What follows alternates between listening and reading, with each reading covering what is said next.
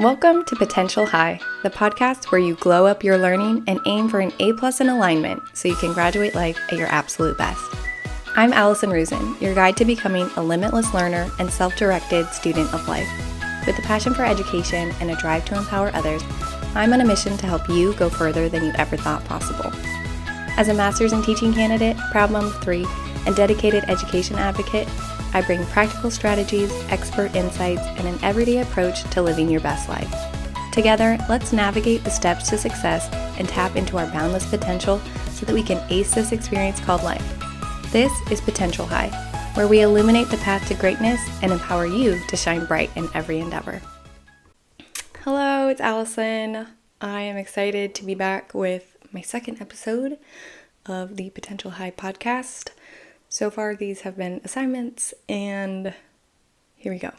Today, I'm going to be talking about a book that I just finished, and this was for a course I'm taking on social emotional learning, and the book is called Reconnect, Building School Culture for Meaning, Purpose, and Belonging, and I will, of course, cite that and link it in the notes, but basically, the book is based on the current state of our education system and the sort of social, cultural climate that we're in post-pandemic and amid all students having their own iPhones.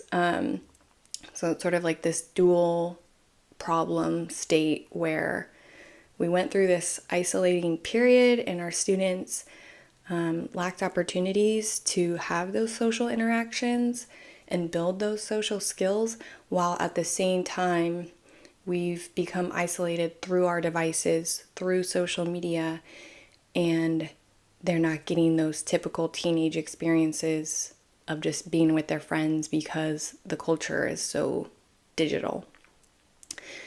And so they sort of set up the book by presenting this problem, and then very quickly they say and suggest that schools should really be like a phone-free environment.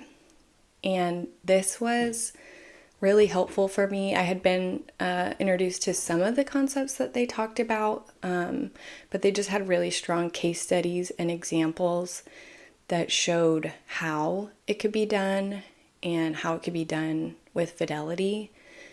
And they went over some logistical solutions for schools that decide to have students check in their phones. But what I thought to be the most practical solutions were ones where the school policy was that phones should not be seen and phones should not be heard. In some cases, there would be during lunch, phones would be permitted, or maybe there was a senior porch where seniors had access to be able to go use their phone or something. But what seemed to be the best solutions were ones where phones just were not allowed, and then there was very clear and consistent consequences. So the first time your phone is seen, it's confiscated and held in the office till the end of the day. And then if you're a repeat offender and it happens again, your parent will be the one who needs to come and retrieve your phone from the office. The solutions they presented around implementing phone-free policies in schools I found to be really helpful. And they also added a caveat that yes, there probably will be times where students are sneaking into the bathroom and texting in the stalls. And the attitude was sort of, let them have the bathroom stall. If they know that that's the only place that they can kind of get away with it, then your policy is working. And so it's actually a sign that this is going well. Another thing that was really powerful just in their discussion around phones that I thought was interesting was the comparison to cigarette smoking and how, previous generations students might be like smoking cigarettes behind the school, or like even bumming cigarettes off of like the cool teacher, air quotes. But they were, comparing it in that it's a dangerous habit. It's something we don't want to encourage, and we don't want to make space for it in schools. And the same could be said for like phone addiction and social media use for young people. So I thought that was like a powerful way, and also I think a helpful way to approach it with parents if there's any like pushback. So they set up this problem, and then the kind of main message of the book is, I think, around, which, I mean, it's in the title, but it's just like building a culture in the school where all students feel like they belong and are connected. And so the way that they present doing this isn't like your typical social emotional learning like curriculum. It's much more integrated into the like everyday fabric of the school, and it goes from like the micro to the macro. So one thing that they suggest is teaching like character traits and values, and really making that a core part of school culture. And then along with that, which kind of could be said about a lot of these aspects for community building, it's like a principle within community building practices, is to really get like stakeholder input and include them in the process. So as a school is like deciding its values, maybe there's surveys for students, surveys for parents, because then buy-in will be greater down the road when people are like involved in the process. And so with values, they spoke quite a bit about like the work of Angela Duckworth, and they kind of made a case for including resilience as a value, and also gratitude, and basically supported those two like character values through like a lot of research that has shown them to be really beneficial, not just for students, but for this school culture in general. And then like more within the classroom or the role of the teacher. I mean, not to say that that's not being involved in the classroom. Of course, you want to have those like, there's like teachable moments around those characters, or everyday practices that you could include, teaching gratitude, things like that. But something for teachers to really focus on was kind of borrowed a lot from one of the author's other books, the like Teach Like a Champion 3.0, which I had read for a previous class, so I was familiar with those, but this kind of took it to another level, beyond being just like helpful in facilitating classroom activities. It showed them to really be great opportunities for students to practice social skills. So something they talked a lot about was like the practice of turn and talk, and having students regularly just share their ideas with like a partner. And they talked about, maybe like in gearing up for like a full class discussion, they're talking one-on-one with a peer to kind of like practice. But then there's like so many other skills that are like being built just through that one-on-one discussion. Another like everyday practice that they suggested is what they called giving props. And so they offered two kind of common ways to do this, and one was more for like elementary and one is more like for secondary, or could be used in both. And the idea of giving props is basically nonverbal ways that students can affirm each other and offer each other support. So for example, if someone is like explaining the plot of the story and they kind of have all eyes on them. Then other students can give snaps to sort of send the message of like, yeah, you're doing great, keep going, or yeah, I agree with you. And then the more elementary positioned way to do this was like to send shine, which is like to wiggle your fingers. And these are like such simple procedures that you can put in place, but they give like a lot of examples that kind of show how this group affirmation can really create that sense of belonging and help students to feel confident as learners. And then they had like another handful of like tactics, like practical strategies to use that sort of did these same things, like tracking discussions, and basically the way they put it is like things that amplify signals of belonging. So it's like seemingly small practices that really foster this sense of belonging in the classroom and give those like little practice moments of the social emotional teachings without actually explicitly teaching on them all the time, but just letting students engage in the practice of doing it. Another big part of the book talked about sort of like rebuilding the school as like a community asset, and specifically in reestablishing the community's faith in the school as an institution and being sort of like a cornerstone of the community that it sits within. And so, morning greetings and drop-offs and these like small face-to-face interactions with parents or caregivers, and really capitalizing on those as opportunities to just be human together and connect.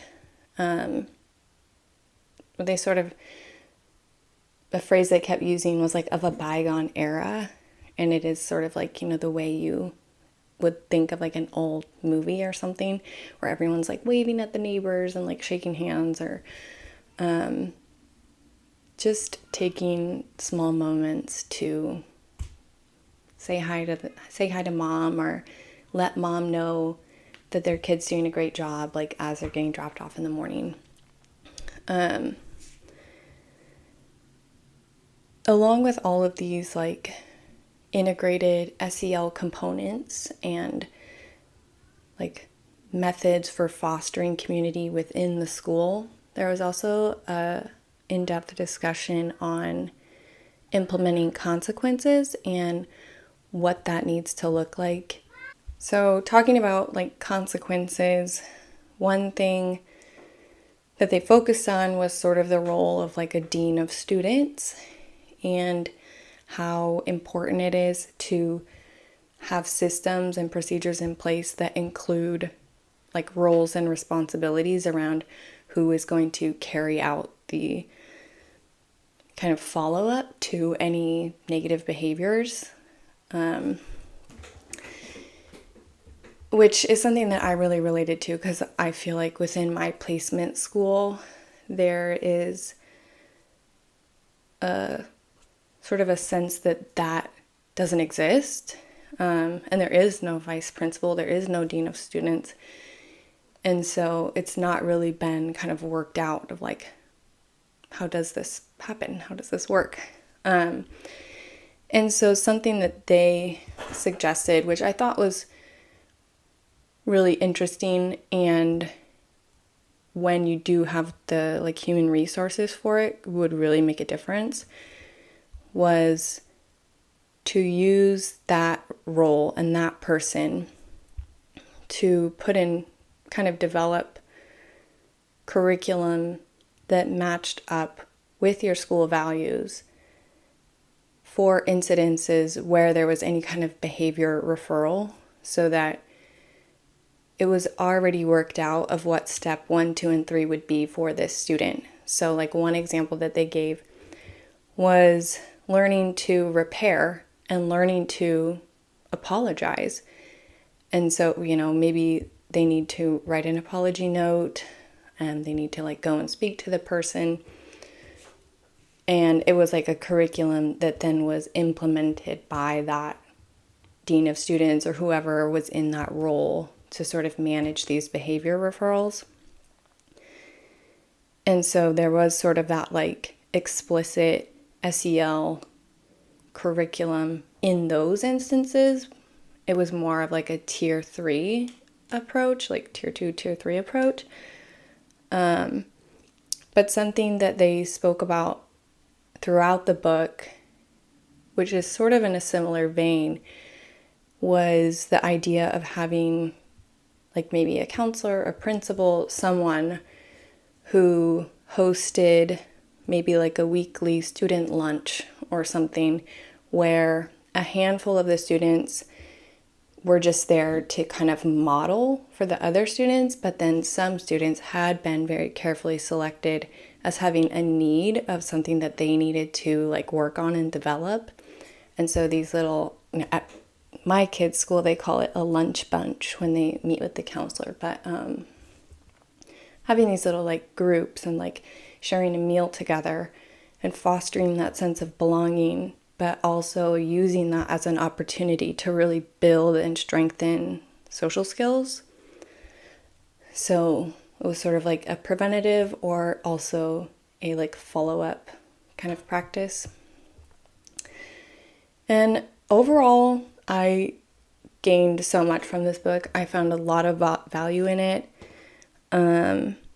As someone who is like going into student teaching, there were so many components that it was like just like killing, 3 birds with 1 stone kind of a feeling. Like you're integrating SEL, you're on top of your classroom management, and you're like effectively teaching and promoting student learning. And so I definitely will be like going back to the Teach Like a Champion 3.0 and also probably watching a lot of the videos because they do reference the like classroom videos throughout this book as well, where there's teachers doing these things. And so I think to just go back and watch those would be really helpful. And yeah, there was a quote that kind of stood out to me that I felt like really tied together a lot of like my learning that I'm doing right now. Another class that I'm taking is on adolescent development. And I thought it was just like a helpful thing to just keep in mind and to just be aware of as the teacher. And they said,